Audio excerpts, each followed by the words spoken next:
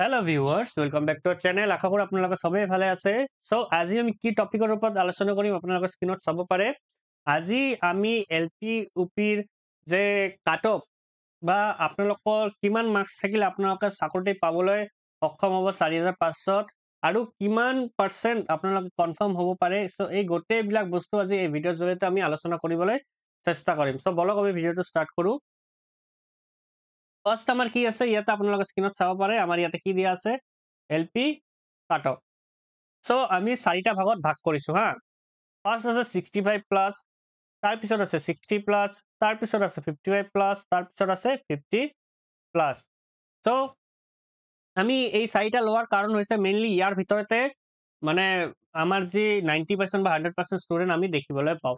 আৰু তো গোটেইবিলাক বস্তু আজি এই চাৰিটা পইণ্টৰ ওপৰত ভিত্তি কৰি আমি আলোচনা কৰিম এলপিৰ ক্ষেত্ৰত। তো ফাৰ্ষ্ট আমাৰ যেহেতু 65 আছে, 65 আপোনালোকে দেখিব পাৰে 65 প্লাস মানে আমি ধৰিছো 65 প্লাস টু 70 আপ। যিবিলাক ষ্টুডেন্ট আছে সিহঁতে আপোনালোকে একো চিন্তা কৰিব নালাগে। আপোনাৰ যদি ইউআৰ থাকে, ওবিসি থাকে, এসটিপি থাকে, তাৰপিছত এসটি হিলছ থাকে, আপুনি চাকৰিটো পাব 100% চিয়ৰ হয়। এইটো আপোনালোকে লিখি ৰাখক যে আপোনালোকৰ যদি 65ৰ ওপৰত থাকে আপোনালোকে এলপিৰ ক্ষেত্ৰত 100% চাকৰিটো পাব। তাৰপিছত আমাৰ কি আছে 60 প্লাস মানে আমি ধৰিছো 60 পৰা 61, 62, 63 আৰু 64। তো এইটো ক্ষেত্ৰতে সবতকে বেছি ষ্টুডেন্ট থাকে হা। এই 60 পৰা 64ৰ ভিতৰত গোটেইবিলাক আমি যিবিলাক ডাটা লৈছো ইয়াৰ ভিতৰতে মানে মেইনলি মাৰ্ক পোৱা ষ্টুডেন্ট এইটোৰ ভিতৰতে থাকে। সো আমি ক'ব বিচাৰো এইটো আপোনালোকে মিলাই ল'ব পাৰে যে আপোনালোকে যদি 60 পৰা 64ৰ ভিতৰত থাকে আপোনালোকে ইউআৰ ক্ষেত্ৰতে চাকৰি পাব, ওবিসি ক্ষেত্ৰতে চাকৰি পাব, এসটিপিৰ, এসটি হিলছ, টি ট্ৰাইবছ আৰু গোটেইবিলাক আমি শৰ্টত লিখিছো হা, টি ট্ৰাইবছ আৰু পিডব্লিউডি সিহঁতেও 100% চাকৰি পাবলৈ সক্ষম হ'ব। ঠিক আছে, আপোনালোকে চিন্তাই কৰিব লাগে যে 60 পৰা 64 যিবিলাক আছে সিহঁতে 100% চাকৰিটো পাব।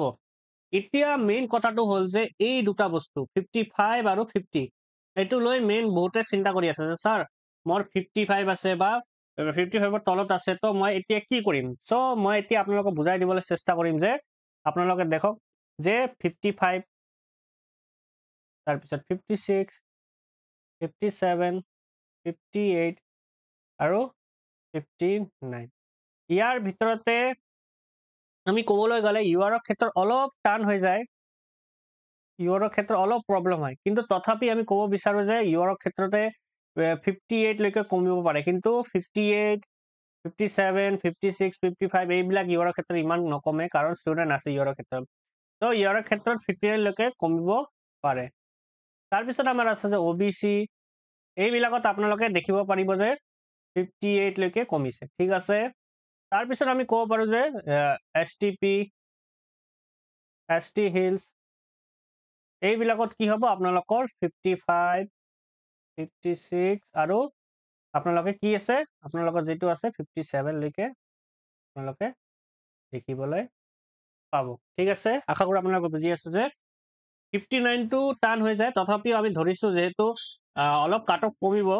তো ফাইনেল মেৰিট লিষ্ট আপোনালোকে 59 লৈকে দেখিব পাব ইউআৰৰ ক্ষেত্ৰত। ওবিসি 58, এসটিপি, এসটি হিলছ এইবিলাক 55, 56 আৰু 57ৰ ভিতৰত আপোনালোকে দেখিবলৈ পাব। তাৰপিছত আছে বহুত টেনচনত থকা 50 প্লাস ষ্টুডেন্ট বিলাক। 50 প্লাস আমি ক'বলৈ গ'লে যে 50, 51, 52, 53 আৰু 54 এইবিলাক ষ্টুডেন্ট। তো ইয়াতে মেইনলি ইউআৰৰ ক্ষেত্ৰত নাপায়, ওবিসিৰ ক্ষেত্ৰতো নাপায়। তো ইয়াতে কোনে পাব, ইয়াতে মেইনলি টি ট্ৰাইবছ,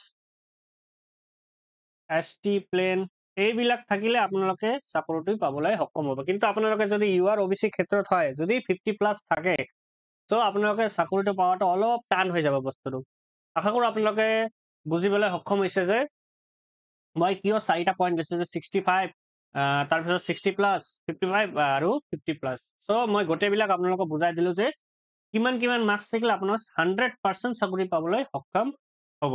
তাৰপিছত আমাৰ আছে যে ইউআৰৰ কাট অফ চ' ইউআৰৰ ক্ষেত্ৰত আমি লৈছো কি আপোনালোকে দেখিব পাৰে ইউআৰৰ ক্ষেত্ৰত আমি লৈছো কি 70 চ' 70 প্লাছ ক'বলৈ গ'লে আমি 70 71 72 73 74 আৰু 75 এইবিলাক যিবিলাক ষ্টুডেণ্ট আছে না ইউআৰৰ ক্ষেত্ৰতো চাকৰি পাব OBC ক্ষেত্ৰতো চাকৰি পাব যিবিলাক OBC যদি কেটাগৰী থাকে সিহঁতো চাকৰি পাই যাব STP ST হিলছ আৰু টি ট্ৰাইবছ গোটেইবিলাক এনেকা যদি মাৰ্ক থাকে ইউপিৰ ক্ষেত্ৰত তো আপোনালোকে 100% চাকৰি পাবলৈ সক্ষম হ'ব ঠিক আছে আপোনালোকে মিলাই ল'ব পাৰে ৰিজাল্ট যেটো আহিব তাৰ পিছত আমাৰ আছে যে কি 65 প্লাছ তো 65 প্লাছ আমি ক'বলৈ গ'লে 65 66 67 68 আৰু 69 তো এইটোৰ ভিতৰত মাৰ্ক থাকিলে আপোনালোক কি হ'ব ইউৰৰ ক্ষেত্ৰত যিবিলাক আছে কেণ্ডিডেট পাই যাব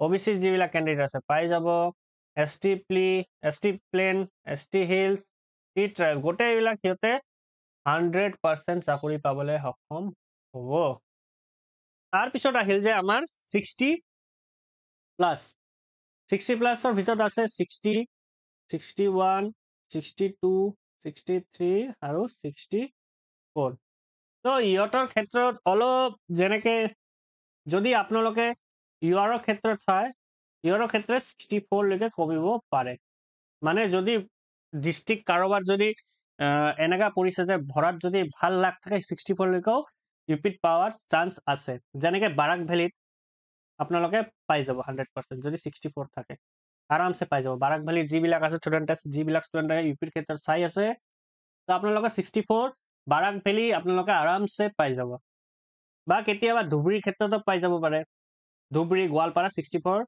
আপোনালোকে পাই যাব ঠিক আছে তাৰ পিছত OBC যিবিলাক আছে OBC 63 62 সিহঁতে কি হ'ব আৰামছে পাই যাব 100% চিয়ৰ ইউপিৰ ক্ষেত্ৰত যদি আপোনালোকৰ 63 62 থাকে আৰু 61 আৰু 60 যিবিলাক আমাৰ আছে 61 আৰু 60 সিহঁতে যে বেলেগ আৰু টি ট্ৰাইবছ PWD এইবিলাক 100% পাই যাব ঠিক আছে আশা কৰো আপোনালোকে বুজিছে যে 64 কোনে পাব OBC ক্ষেত্ৰত কোনে পাব আৰু টি ট্ৰাইবছৰ ক্ষেত্ৰত কোনে গোটেইবিলাক চাকৰি পাব তাৰ পিছত আমাৰ আছে যে 55 এই 55তে বহুত ষ্টুডেণ্ট আছে বহুত সো এইটোৰ ভিতৰতে মেইনলি থাকে সো আমি ধৰিছো যে 55 56 57 58 আৰু 59 ইয়াৰ ভিতৰতে বহুত ষ্টুডেণ্ট থাকে সো আমি ক'ব বিচাৰো যদি ৰিজাৰ্ভেশ্যন থাকে আপোনালোকে ইউআৰটো নাপায় OBC ক্ষেত্ৰতো অলপ টান হৈ যায় তথাপি আমি ক'ব পাৰো যে বাৰাক ভেলিত কিবা চান্স থাকিব পাৰে